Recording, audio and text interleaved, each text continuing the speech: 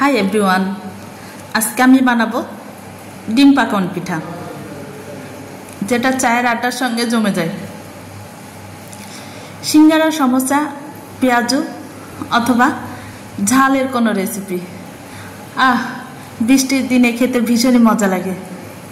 চলো যাই মূল রেসিপিতে। প্রথমে আমি এখানে ময়দা নিয়ে নিয়েছি।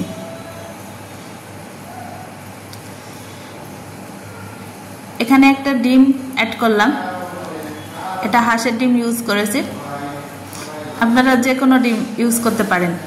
এবং আটার পরিমাণ অনুপাতে ডিম লাগবে। যদি বেশি পরিমাণ বানান তাহলে 2-3টা ডিম দিতে পারেন, আর কম পরিমাণ হইলে একটা দিবেন।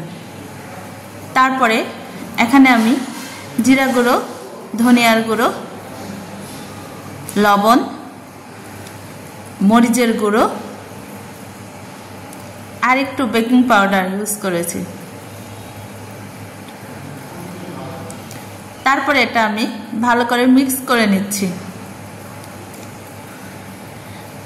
অন্যদিকে আমি তেলটা গরম করতে দিয়েছিলাম।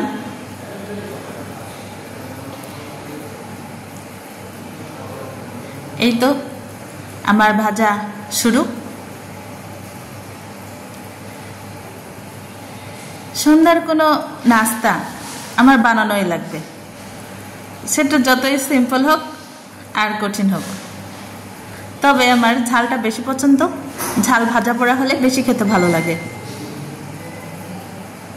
মিষ্টির আইটেমটাও তৈরি করি, কিন্তু ওটা আমার তেমন ভালো লাগে না।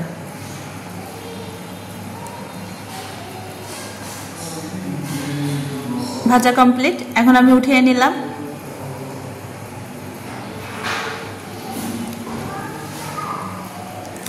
পিঠাগুলো একটু চেপে চেপে ভাজতে হবে।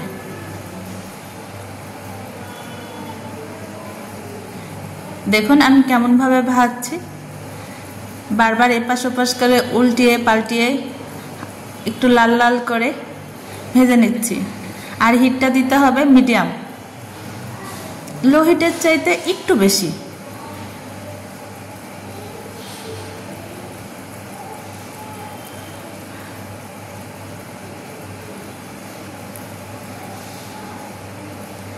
ডিম পাকন পিঠা কিন্তু গ্রামের বাড়িতে বেশি বানানো হয়।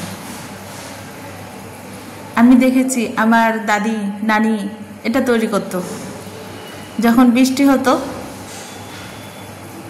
ঠিক সন্ধ্যাবেলা এই ধরনের বিভিন্ন রকম পিঠা তৈরি করে আমাদের খেতে দিত। একসঙ্গে আড্ডার মধ্যে এই পিঠা খাওয়া ভীষণ মজা। ওকে, ভালো থাকবেন সবাই।